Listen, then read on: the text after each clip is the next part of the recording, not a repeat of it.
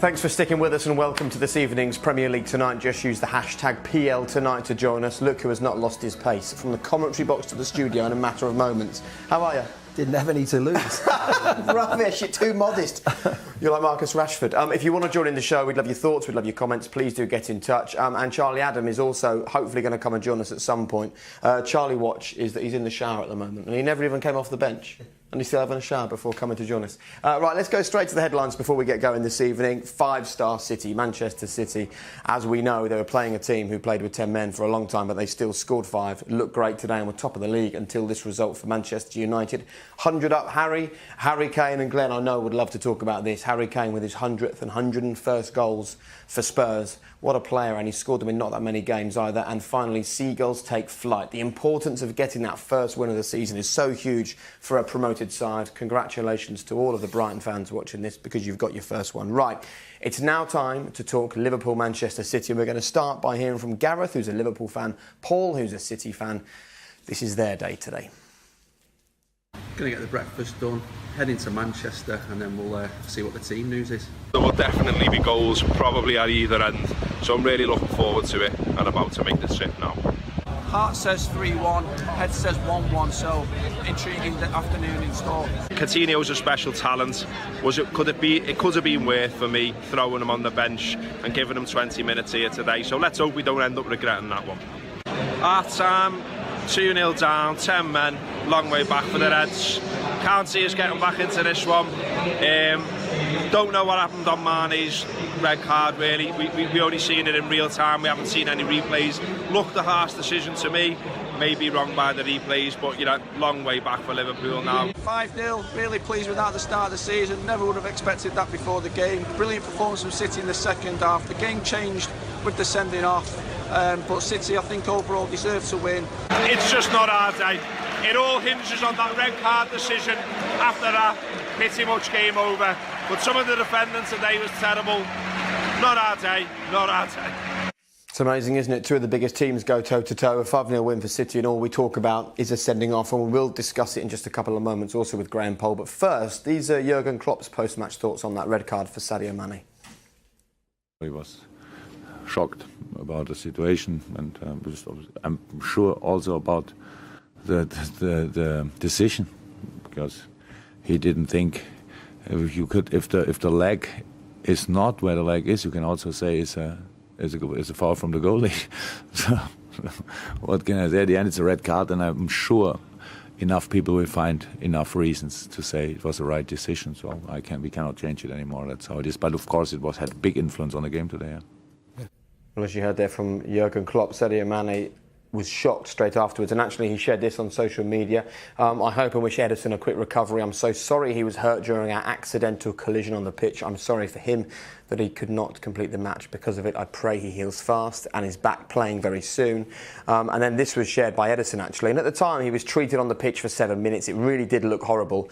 Lots of question marks over how serious the injury was. Thankfully, we believe no broken bones. There he is, almost with a smile on his face.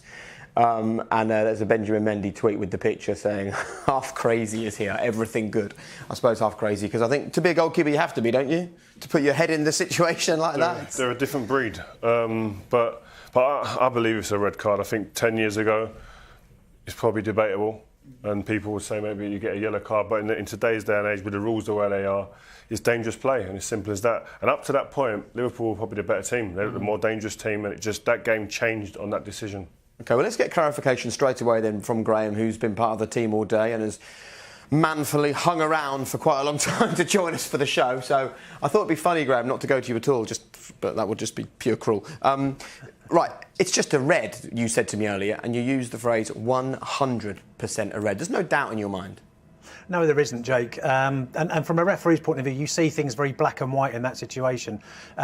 You see how high Mane's foot is. You know he's caught the keeper in the face. So therefore, it's a very, very straightforward decision for a referee. I think Rio referred to maybe 10, maybe 15 years ago, it wouldn't have been, because there used to be a thing where things had to be intentional. Now that's been taken away. You've made your intent by making the challenge and putting your foot that high, and therefore you have to live with the consequences. Chris Williams shared a social media post saying, never a red card, he has to challenge for the ball. Mane's eyes are fixed on the ball and Ederson dips his head in. And there's lots of people saying it can't possibly be a red card because Sadio Mane had no intent to hurt the player. Just explain what the rules tell us about that. Well, as I say, apart from handball, which has to be intentional, every other offence, the letters of intent has been taken out. So it's actually what you do, it's the offence you do as opposed to what you mean to do. We know that Mane didn't mean, I don't believe, meant to hurt or catch Ederson, but it's what he does. He goes in at pace. There is intensity in the challenge. You can see from the amount it's caught the keeper by. The point of contact on the body, how high it is. It's ticking all the boxes. It has endangered the safety of the keeper without question, and therefore that's why, as I say, it's 100% red card. There's another comment here on social media saying from Lee 96 Fuller. If he got a toe to it and it went over the keeper, would that have been fine? Does it make any difference at all that Mane didn't win the ball? Imagine if he got the ball and still took the keeper. Hypothetical situations are always hard to judge on because you need to look at what's happened. If he's got a toe on the ball and he's probably a yard or so away from the keeper, then you'd say, some referees would say, well, it's still dangerous, but it's no contact, so I'd still give a free kick. Some would say, no, he's got the ball clean, and then you've got the keeper, of course, crashing into Mane himself, and then you're going, it's a goal-scoring opportunity denied. So they're hypothetical things that are very hard to comment on. Yeah, it's very difficult, isn't it? But if he does win the ball, he's gone to win the ball. His eyes are fixed on the ball, so it's an accident.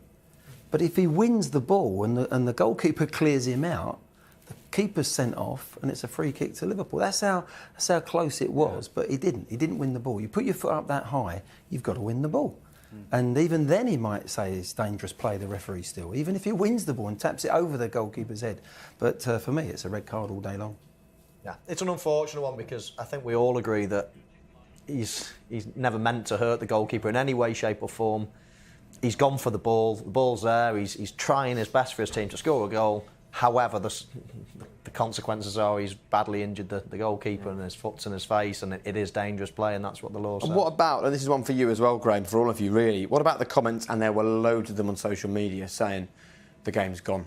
You know, he didn't mean to hurt him, therefore you have to ignore the fact that the keeper got injured and respect the fact that Mane was playing the ball. Otherwise you're going to have sendings off all over the field. I mean, it's a hard one, that, isn't it, with the injury to the keeper?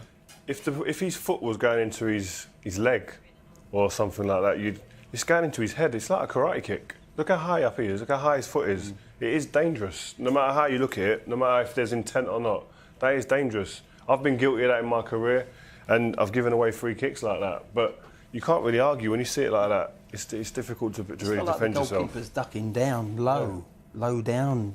It's high. And you've got to get it right. And in that split second, the referee doesn't get all the replays. He's got to make that decision. And I think he's made the right one. All right. Graham, thank you very much for sticking around for that. We really appreciate it. You're a trooper. Pleasure. Cheers, Jake. Good man. Thanks a lot. Thanks a lot. One very small point. Rio started by saying if it was 10 years ago, it might have been allowed. In your day, when you were playing, would that have been a red card, do you think? Would you have... 30 years ago. I didn't want to say that. I didn't want to say that. The keeper would have been told to get up and carry on. Yeah, it was different in them days. But I still think, I don't know, if abroad, when you played abroad, that would always be a foul, in any era. But in England, we were allowed to put your foot up a little bit higher in the era that I played in. Possibly, even though the foot has gone into the goalkeeper's head high, it's not low, I still think that might have been definitely a yellow card, maybe a red. I would ask you how you would have felt in that situation being Mane, but I'm not sure the hamstrings would have allowed it, would they? I'd have been on a stretcher. You would have injured yourself getting up there. Let's not talk about hamstrings. I can't believe you were directing that question at him. Thanks, mate. I know I can't ask you about hamstrings. Football, does it? Yeah. Well, that's a good question. All right, well, let's move on then, talk about the margin of victory. It was a big margin of victory for City. So is that a reflection of the true difference between these two sides? No, it's hard to call it with a red, isn't it? And your first question, Jake, was 5-0 to City, but we're talking about a red card. Well, that's because it had that effect on the game, and there's no way it would have been a 5-0 game had Liverpool had 11 men. Yes, Manchester City, better team on the day. They've got an amazingly talented manager and set of players, but Liverpool would never have lost 5-0 with 11 men. Some teams wouldn't have taken the advantage that City did with the 11 against 10, but if there's any team you want not go down to 10 men against it. City with the prowess and the way they get their fullbacks forward, the spare players that they find on the pitch. It was going to be a hard day for Liverpool. I think Klopp said about his half-time speech, in the dressing room hey guys, it's in his eyes it was an unjust sending off, but we were a match, if not better, for them, 11 v 11, and obviously it went south a little bit second half for them, but you've got to say good finishing from City as well. John Roberts actually sent a message here saying Liverpool didn't improve enough in the transfer window, still needed a better centre half, still need a better keeper. How big are your question marks about Liverpool at the moment? I said last season defensively I wasn't sure about them. They conceded too many chances. And I think the same this season. They seemed like they went hard to get Van Dijk. Didn't happen. And I think that's going to be probably their Achilles heel again this season. OK, right. Thank you very much for that. Keep your thoughts coming in. In a couple of moments, Charlie Adam is going to join us, I do believe. He's hovering outside the door, is that right? Great, well, we can't leave him hovering. This is football club, we have to get him in here, so we'll do just that. If you'd like to share your 3-word match reports, how your team performed today in just 3 words and the team that you support, we'll read them out after the break when Charlie Adam will be in here talking about Stoke. See you in a second. You're watching Premier League tonight, and I'm very pleased to say we have a guest. Charlie, thanks for coming and joining us. No problem. Glenn Hoddle subbed for Charlie Adam. Is that a phrase you thought you'd hear? No, not very often. I think the people at home would rather keep Glenn here. Oh, happy to be here. Well, Glenn will be back in a minute. If you're a Glenn Hoddle fan, don't panic. Lots of 3-word match reports coming in. Kung Fu Mane was what Martin Angel said. Heading machine Morata, says Ricky, who's a Chelsea fan. August is over, says Jake Murray, who I know is a Spurs fan, so obviously Harry Kane scoring is what that's about. Where's the rum, says Kevin, who's a Liverpool fan and played like boys, said Ifan Wynne Roberts, an Everton fan. How would you sum up Stoke's draw today with United in 3 words? A disciplined performance, I think. It was, that was like a Martin Keown-esque 2 words in a 3-word match report. Disciplined. Disciplined performance. Come on, Jake. I'll allow that, just about. Right, Man United are leaving, actually. We can see live pictures of Jose and the guys making their way onto the coach.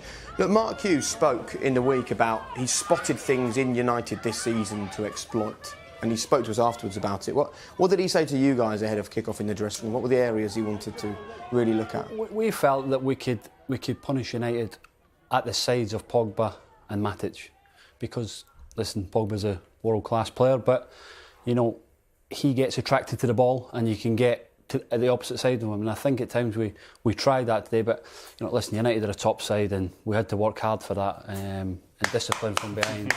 I'm so happy you said that, Charlie, because that's exactly what we highlighted before. What we thought that's what he'll be thinking. We showed a few clips of Pogba just drifting off and leaving. So we felt that, like obviously he's a top player, but he gets attracted to the ball, and we felt as if we can get to the side of him, and Matic would be isolated on his own, and at times we caused them problems. But listen, we had to respect them in the way that we did, and they caused a little bit of problem, but we deserved the draw in the end, I think. Feel good. You should go into management. This is exactly what you said. It's a big relief.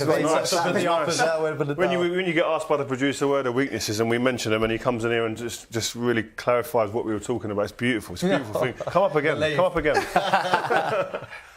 Where do you see Stoke at the moment? Because early in the transfer window there were rumblings and questions. I know that our own Robbie Savage wrote an article in a national paper saying if Stoke aren't spending the money and Mark Hughes gets the sack at some point this season, then it's unfair and not right. You haven't spent loads, but look who starred today. Darren Fletcher, brilliant in the middle. Choupo-Moting with a couple of goals. Both cost you nothing. Expensive. Free transfers. Yeah. It's the same. Kurt Zouma will probably come in. Big wages from Chelsea. I'm trying to think of Fletcher, obviously a free transfer, will be good wages. Choupo-Moting, Hesse from PSG. So it doesn't look like we've spent the money, as in the signing for the players, but we have probably in the wages and agents' fees, and that's just the way the game is. But we have to be clever because we can't compete with the top ones. You look at Everton spending 150, 160 million. We can't compete with that. But if we do, and we know that anybody here, we can beat them on our day. Yeah. What does someone like Darren Fletcher bring you at this club? Because obviously he's been around for a while. Missed a lot of years when he was a kid. He broke his foot. Obviously he had problems the last couple of years previous. What does he bring into this team? Because he put a great performance, maturity. Yeah. Well, he knows Man United. He knows what that club's all about, winning trophies. And Michael will tell you that, we had people like Glenn Whelan, who's been here for years, John Walters, they've been here for years, so we had to replace them. And somebody like Fletch on a free transfer, the experience he's got, winning leagues, cups, and you've seen it today at times where maybe we would have tried to force it, he kept it, come back out and went the other side and just kept the ball. And sometimes you need that experience in your team, and you know, him enjoying the moment have been excellent so far this season, and find it difficult getting the team. Yeah, well, let's talk about that. There's lots of questions coming in for Charlie, by the way. Keep them coming. Use the hashtag PL tonight. We'll ask a few in a couple of minutes. It's hard for you because we've done 2 games here. A win against Arsenal, a draw against Manchester United. You weren't involved at all against the Arsenal. You didn't come off the bench today. So we're talking about positive Stoke stuff, but I guess you're a frustrated footballer at the moment.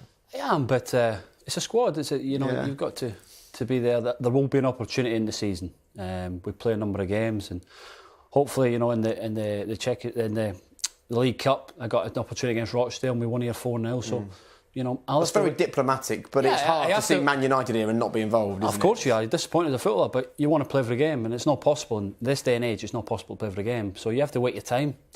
And it sounds bad, but maybe you have to wait for an injury or a suspension and take your opportunity when it comes. I think that's the difference. If you'd have asked Charlie Adams when he was 23 years old, that same question, he'd have been climbing the wall to get out of the club. But as a mature, experienced... He signs a new contract instead. But I think it comes with speaking to the manager. I've had a chat with the manager and I know my place where, he sees me as one that can help the kids coming through, off the pitch. And, I'll have to wait my chance. What did you say, if you don't mind sharing that? Share what part of it you want to share. I'll share it all. I respect that decision. Listen, I love it at this club. I love playing here. But sometimes you just got to take, that responsibility. He believes in me and he trusts me to be at this club. OK, it's no great not playing, but I'll have to wait an opportunity. When I get that opportunity, I need to perform. OK, you've already impressed Zygmunt. He says Charlie Adam giving decent tactical analysis on PL tonight. Well, listen, we'll have to get you on the show sometime and do a game with us. But we've got a question coming for you as well, actually. So having played under both Tony Pulis and Mark Hughes, I'm quite keen to know what was the biggest difference in managerial style between the two managers? Good question. Listen, Tony Pulis has had a wonderful career in the Premier League. You know the way he's going to play. Yeah. He doesn't, he's not worried about getting it from back to front. And the manager has made a big transition from when the old manager was here. We want to play from the back if we can, but if not, we'll go back to front if we have to. It's playing in the right areas. But listen, there is a big difference in how this club's changed over the years, and we look to evolve and try and compete with the best. Okay. Do you think with those type of players, we look at 3 Champions League winners in the squad at the moment. Do you think that? I mean, under Tony Pulis, a lot of people will say if you go that direct, it's very hard. You get to a certain level, and you just can't keep going. You can't. Made you retire, didn't he? He said made to retire. But then when you've got players like you've got now, a type of passing game, can you see progress? Can you see a top 10 finish on a regular basis? I mean, you've had it 3 out of the last. We have to. That's the aim. Last year was a major disappointment. We never achieved what we set out to do. Listen, there's 3 leagues in the Premier League. The top 6 or 7 competing for 4 places, and then we feel that we're in that bracket with Southampton, Everton, West Ham, who've spent a lot of money. So we feel that we are one of that group of 3 in that division. So we want to try and finish as high as we can this year, and performances like that today and against Arsenal, then we should be okay. Right. So you see a top 6, but then you see yourself in the top half, just yes. below them. Yeah. Fighting for a place just below them. Europe, have you spoken about Europe, Europa League, something like that? Not at the moment. Listen, we're 4 games in. But I said before, there's 7/8 teams fighting for Champions League, and only 4 can make it. So there's 4 or 5 that have to miss out, and they'll probably be in the Europa League position. Okay. A couple of other comments. Tom Pearson, Charlie Adam is brilliant on Premier League tonight. Balanced, smart insight. Is he like a friend or a neighbour or something? Mm-hmm. That's probably my cousin. Yeah. No one mentioning his tracksuit on there, no? Why, do you like it? Oh, it's awful. Good job it's not his own gear. Yeah, hey, it's even worse. Your free Macron tracksuit top's just gone out the window. Joppa United, do you think Charlie would be a successful manager? I like the way he presents his ideas. Oh, actually, no, one's just come in. Why is Charlie dressed like a 1970s PE teacher? There you go. Management, fancy it? I'm doing my coaching badge at the moment. I'm doing the A licence in Scotland, so it's something I'm interested in, but hopefully I've got a few years left to play in, and we'll see where it takes us. Well, let's talk then about the rest of the Premier League. I do want to talk just very briefly about Brighton with you. You know what it's like to be a newly promoted team in the Premier League. You were there with Blackpool. You won your very first game playing for Blackpool. Brighton have had to wait a little bit. How important is it to get that first win for them today? It is. We beat Wigan 4-0 and then we went to Arsenal and got battered 6. So it's the Premier League and that's the way it goes. The difference is Brighton have spent over £40 million this summer. We never, I think we spent £5-6 million at Blackpool. So there is a big comparison. The league's even tougher. And it'll all be about survival for Brighton. But Chrissy Hughton's done a good job wherever he's gone and I think they're good enough to stay up this year. OK, well, it's obviously a big day for Brighton. So let's hear, not just from a Brighton fan, but also their manager, Chris Hughton. Here are his brief thoughts. We're 4 games into the season and, you want to get that first win. And if you don't, then I think I've got a group of lads here that are realistic enough to know that it's going to be a tough season. But certainly there's a really good feeling at the moment having got that win under our belts. That was absolutely brilliant, so good when we scored that 3rd goal, because I think that's when I realised that we're actually going to do it. We're going to win our first Premier League game. Absolutely amazing. Was expecting it to be a lot harder as well against West Brom, but we completely dominated. And that 2nd goal from Pascal Gross was amazing, so great to see, and won't be forgetting that in a while. I bet some signing Pascal Gross has been. You won your first game at Blackpool. Yeah. You ended up getting relegated that season. What is the key? What do you need in the squad to survive in the Premier League? Good, honest characters. People that won't shy away from honesty, because you're going to get some batterings over the season, and you have to pick yourself up and go again. And I think that's what good team spirit will keep you in the league. OK, we'll finish talking about Stoke. You've got some big fixtures coming up. You made the point, didn't you, to Mark Hughes? Chelsea at home next. The way it's going, you're going to win that one as well. Well, we try and make it a fortress here. We try and make it difficult for teams. And, over I think that's his 4 years undefeated against Man United here. So we've had some good results over the past few years since the manager's come in, and hopefully we can continue that. Good man. Look, thanks for joining us. A couple of final questions. Sam Turner's tweeted us saying, where will Stoke finish in the league this season, Charlie? 9th. Nice. Joe Thompson, Charlie is speaking sense and has been class at Stoke, still has a lot to offer us. At which point Callum Ross has messaged us, Charlie Adam is just a hero. He's a winner against Man United back in 2013. You should have shown that to Mark Hughes this week and said, look, Gaffer, this is what I'll do for you. He picks a team you get on with, but listen, he'll have seen it a few times. Good man, appreciate you coming up. Thank you very much. And we've been impressed, haven't we, by Stoke? Yep, very good, very good. Decent, thank you. See you very soon. Right, plenty more to come, including more 3-word match reports, so stay right where you are. Lots still to debate. We're live till 9 o'clock tonight. Good man. OK, welcome back. The guys are busy chatting. You'll be pleased to know they're chatting about football. 3-word match reports coming in. Michael Phillips says still above Palace. He's a Brighton fan. That is going to run and run as it has done for a few years. Pep domination begins, says Callum. Degsy says only 3 words, question mark. He's an angry Everton fan. Solid, controlled, dominant, says Samuel Evans, who's a Tottenham fan. So let's talk Tottenham then. Here's Jake, who's a Spurs fan. Perfect away game today, won 3-0 at Everton, who are a good club, but we destroyed them all over the pitch. Harry Kane finally got his 100th goal for the club, and he's our star man at the moment. Hopefully he can take us to the next level in the Champions League, finally winning a trophy and just pushing on for that title. This season hopefully will be the season with the additions of Sanchez and Aurier, even squad depth like Foyth and Gazaniga. It's looking up for the club right now. You could argue the international break was good for Harry Kane, can't you? Go away, goals, confidence, and strikers live on confidence. September came round as well. Exactly, that was the key. He couldn't score in August, could he? But no, the first goal today was a pure fluke from him, and he had a big smile over his face when he scored it. The second, when you see it, guys, at home, it's a top quality finish. It's something that Michael would have done. It's that good, wasn't it, Michael? It's one of those that people look at and think, oh, it's just a normal goal. No, it's a good. Try doing it.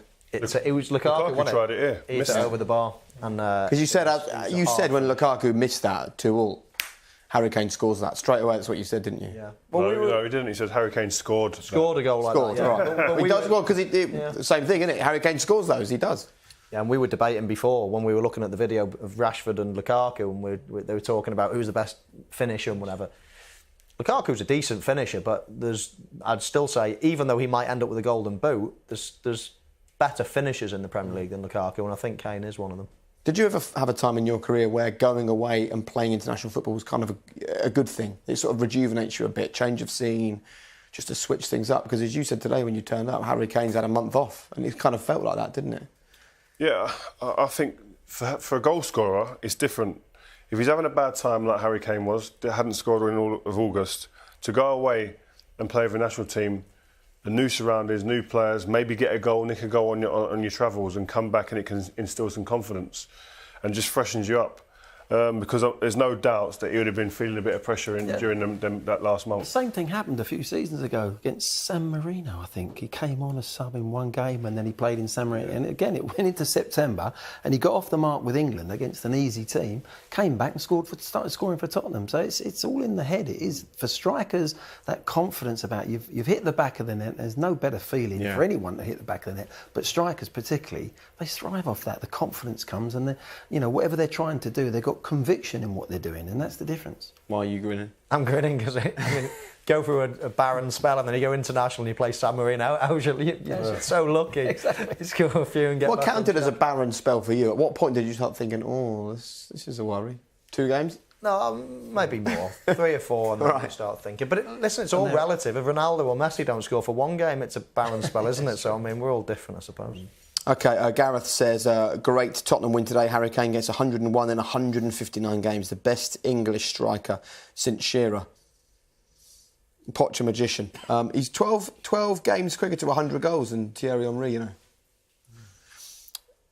That's good. Yeah. Well, Henry, when he first came out to the country, he had a slow start, didn't he? He played out wide and... And he'll score more goals in the sense with his headers. You put ball in there, he's a header of the ball.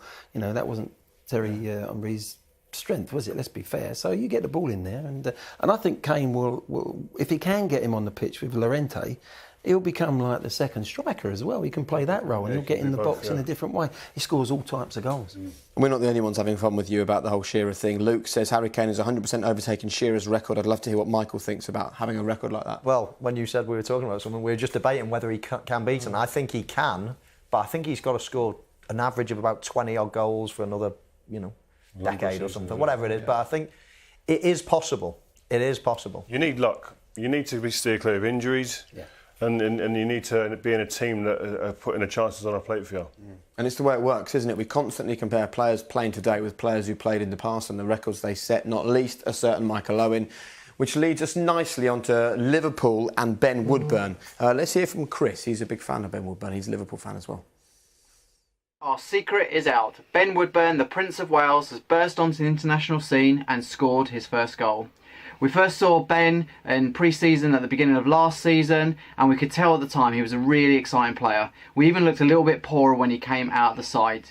He then went into the League Cup and became our youngest ever competitive scorer. Klopp says he can play central midfield, wide, and he scores goals, so he definitely can play through the middle.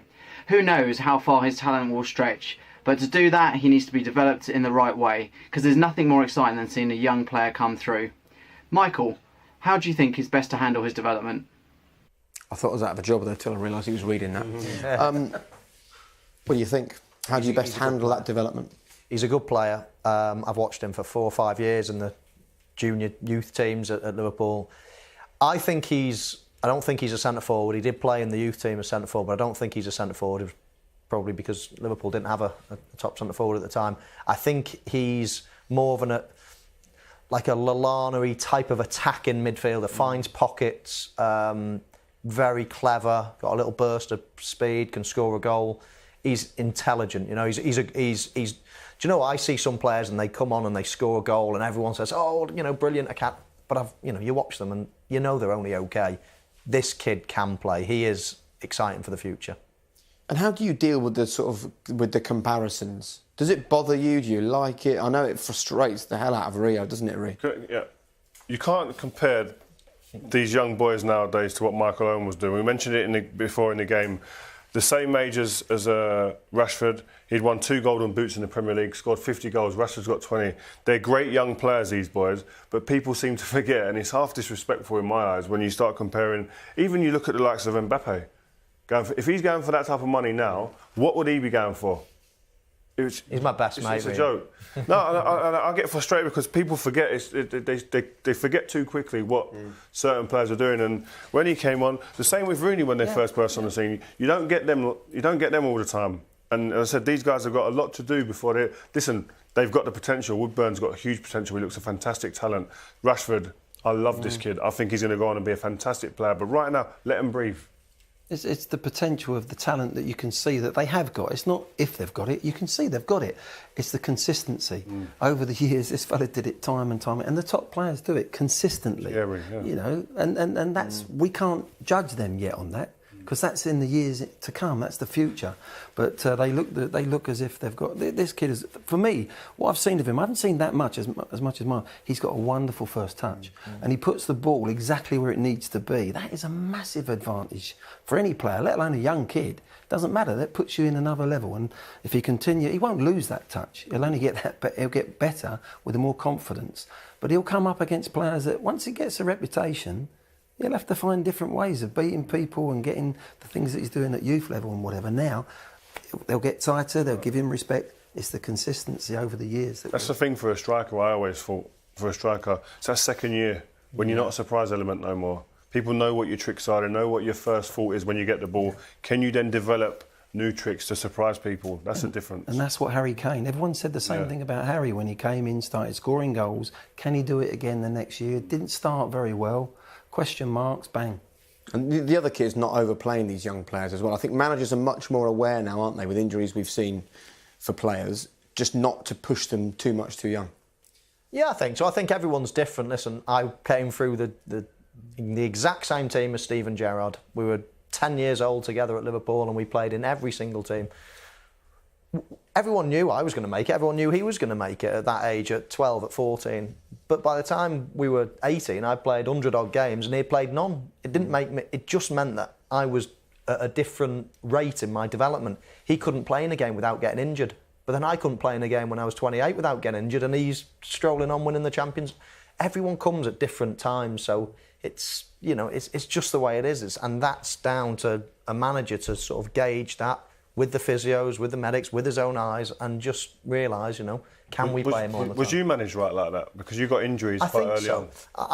I always ask myself that question, but when I look at genetically, my dad was a footballer. He suffered terribly with muscle injuries, groins, hamstrings, thighs. My two brothers are verging on, you know, sprinters, lightning quick. They, at 25, the same thing. So I don't think it's I overplayed. I just think it was genetically, we were so fast that it's just... I can't imagine your dad ever being fast when I see him. Sorry, Mr. Owen, sorry. Unbelievable. Look, finally, before we move on from Ben Woodburn, you've seen so much of him in the youth teams at Liverpool. Are we getting overexcited here, or too overexcited here, or is the excitement in the right place because he is special? What we're doing is... He's very good. Yeah, he is good. Right. And I can get frustrated when someone says, oh, yeah, he scores on his debut, and everyone says, oh, he's the next Rio Fern, he's the next Glenn Hoddle, you know, and it's just not right. This lad is a very good player, but yeah, we are getting overexcited. I mean, he's played a couple of games for Liverpool and a couple of games for Wales. I mean, we've hardly seen him. Yeah. I've seen him because I watched the... But he's the Prince of Wales already, isn't he? I mean, talk about getting carried away. OK, as always, loads of social media chat around the show. Thanks very much for your tweets. Jamie just said, we got a bargain with you, Rio, £30 million and the service you gave Manchester United. What do you reckon you'd be worth today?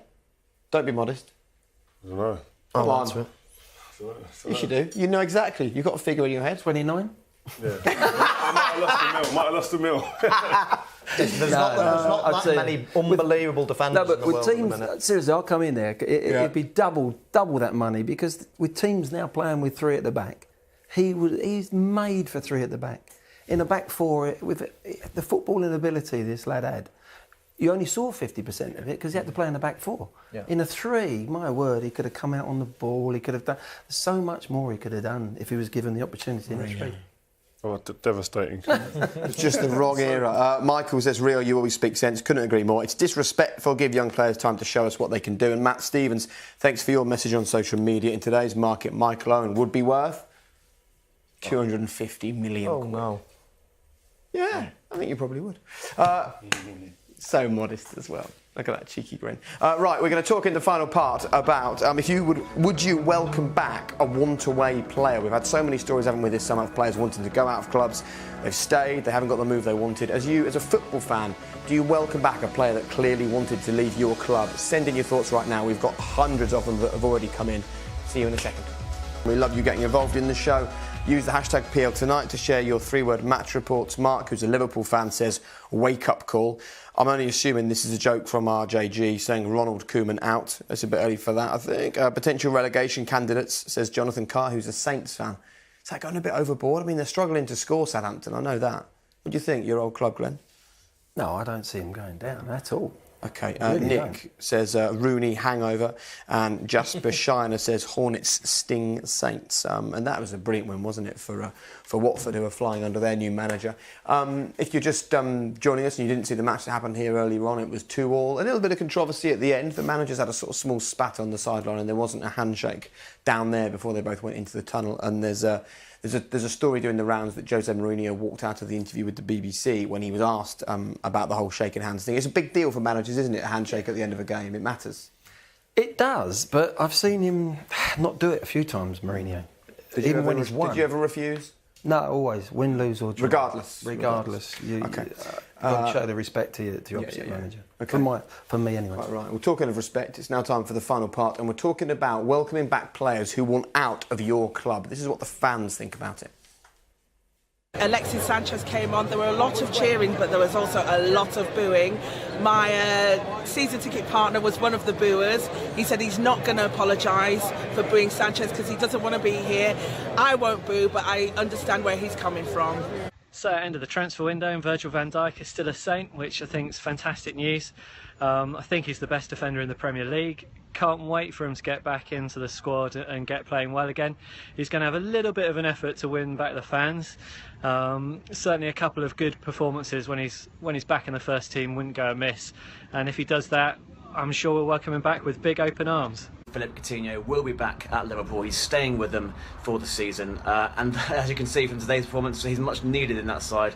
Lots of creativity. But how will the other players in that dressing room react to him? He's obviously made it clear that he wants to go. Do you forgive him straight away? Obviously, with Suarez, he played so well in 13-14 after indicating that he wanted to leave. He was integrated back in. Will the same happen with Coutinho? OK, so his question there is about the players that share the dressing room and share everyday life with these players that have wanted away. You've all, I'm sure, been in a situation where a teammate fancies out and doesn't go. How do the teammates deal with it? What happens? What goes on? It's all down for me for one thing. Does he come in and act professionally when he's in the training ground? If he acts professionally and says, listen, I'd hold my hand up, I do want to leave, I've not been allowed to, but you will still get 100% commitment from me, and you see that day in, day out, you respect that and say, yeah, you're still with us, and you continue until the day you leave this club.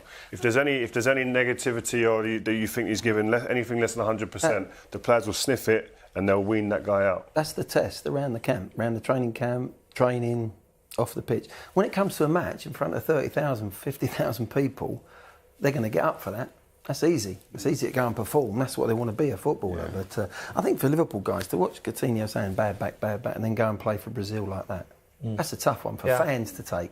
The manager and the club have got to deal with it differently, of course, but for fans to see that, that's saying he's got a bad back all that time. I think when you're a player, you see players coming and going all the time throughout your dressing room, so you become a little bit immune to it, I feel. And I can see a fan's point of view, because listen, they're red and they're red all their life, or they're blue and they're blue all that, whatever colour whatever team they support, then that's it. Whereas in the dressing room, I know that if I'm playing at Stoke and he's there, then and he's doing what he's doing, then Man United he's going to want to further his career. We all want to get to the best clubs. We all want to do the best we can in our careers. It's a short career. You want to play for in the Champions Leagues and things like that. So, so I think a player will appreciate it more as long as you're not a bad apple. As long as you do it the right way, then I think we can appreciate it more.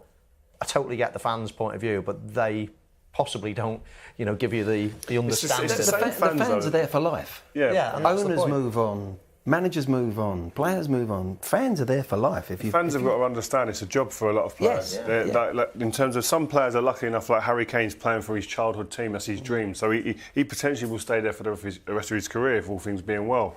But a fan, if he's at his job and he's working in Boots, for instance, and another company comes in and says, will you come and work for us and double your money and we'll relocate you, he's not going to say, actually, I'm going to stay, I'm loyal, I'm going to be loyal and stay here. Because the word loyalty in football now is a myth. From the club's perspective, through to the player's perspective, it's not the same anymore like it used to be. And there's gone. No, I mean I totally agree. I totally agree with that, and I think loyalty. If you're not playing well, a manager or a club or chairman, they will be quick to put you in the reserves or make you rot in this team or that team. They'll be quick to get rid of you. It doesn't go both ways. But of course, in the press and everything else, the club always win because they've got the masses of fans that are going to support the club regardless. So they're never going to go onto the side of one player. So then they can be made out as the rogue, and half the time they're not. But you'd still do your best to try and keep a good teammate at a club, wouldn't you? I mean, you would be on the phone doing your best. Cristiano Ronaldo's dream was to play for Real Madrid. He'd been at Manchester United for a number of years. He'd accomplished all he wanted to accomplish. And I spoke to him. I spoke to his agent after we won the Champions League. I knew at the time there was a potential move to Real Madrid there. I was at the end of the season saying to him, please stay. We've got more to achieve. There's more things for us to achieve. So I understand that, and that's what players do. Especially when you've got a talent like that, you do all you can. And that was you doing your best for you and for Manchester United. Well, I knew that Ronaldo was going to help me win more trophies. There you go. So if he could be there for 5 more years, I'd win more things. But he says footballers are selfish, eh? Yeah, we are. You want to win. That's all you want to. That's who we play for. But let's talk about the players that have sort of tried to make the move and it hasn't happened. Right, first of all, Van Dijk at Southampton. It got to the point where he released a statement, didn't he, saying, I need to move on from this football club to further my career. He's now there. Pellegrino said that he's going to play for the reserves in the next few days. Most of us expected him to leave. How hard is it going to be now for him to walk back into that dressing room, having kind of gone public with this in front of the fans and reintegrate himself into the first team? I don't think it'd be a problem for his teammates because what the guys have said, he's trying to better himself by going to Liverpool. Because the reason Liverpool want him is because he's done a fantastic job for Saints. So you move on. It's the same. Barcelona come knocking for Coutinho. You can't want to knock. So I'll stay at Liverpool. He wants to go. And equally, a manager wants the best players playing for him. Yeah, but now that's the thing. That's the only decent thing about the window shutting is now the manager. Look at Chelsea, Costa. What did they do with Costa? It's the manager and the teammate and the captain, perhaps, who has to sit down and say, look, we've got to work together. The window opens again in January. Nothing can happen now. Let's get the best out of you. Yeah, I think the big thing for especially in the Van Dijk situation was that if they could find a ready-made replacement for him, they probably would have sanctioned that deal. But I just don't think there was anyone in the marketplace they could find who would have the influence and impact that he's having at that club. It follows the same path all the time, doesn't it? Van Dijk, Ross Barkley, Sanchez, Coutinho, whoever it is, they'll probably make it aware, or their agent will, to the club in some way, shape or form. Do you know what? I'd love to go to Barcelona. I'd love to go to wherever. Once that doesn't happen, it's the next, right, what can we do? Then there's no other option but transfer request. And it just rolls and rolls and rolls. It's the same thing with them all. So, you know, and all of them, in every case, they're all trying to get to a club, all trying to better themselves, I suppose. In Coutinho's case, to go to Barcelona is probably his dream, and that's just life. That's just football. Yeah. The same thing happened with me at Leeds. I've been there a couple of years. Manchester United came knocking, a chance to win the Champions League and be up there to win the Premier League every year. I wanted to go. So I know exactly how these guys think. OK, loads of comments on social media. Mark says, you've got to get behind them. At the end of the day, they're wearing your team's shirt. If they act like a pro, then so should the fans. Heart is White says, no one wants a player at a club who doesn't want to be there. You need passionate players who would live and breathe your club, as you've just said. It's different. That's what fans do. That's not what players do. Paula Asworth says, Morrison and Coutinho deserve respect for not throwing toys out of the pram for a move. Ryan Swift, I wouldn't welcome a one-to-way player back if they wanted to go to a rival club. If it's a foreign club, I'd take them back. And Nick, Coutinho is not a bad egg. The job, it's a job. Loyalty is simply not a word in football. You've all made that point. Thank you very much for your company. Enjoyed this evening's Premier League tonight. Thank you very much as well for getting involved. As you've just seen, Aviva Premiership highlights are next. The last word, as ever, is yours. Good night. What an incredible day that was. Just leaving the King Power Stadium now. Great result for Chelsea, got the 3 points, considering Arsenal and Tottenham both won. That was a game of proving you have to take your chances. Bigger teams do it, Leicester need to learn. Awful, absolutely awful. So much so I couldn't face dirt in the ground after the game. Just came straight home because that was shocking. I honestly thought that after last week against Man City we might have a chance today, but ultimately ended up leaving before full time. Man of the match was Danny Welbeck for me. Obviously, playing and scoring for England gave him confidence to do the same today. He was brilliant, he was totally on it. 5-0, really pleased with that at the start of the season. Never would have expected that before the game. And won't be forgetting that in a while.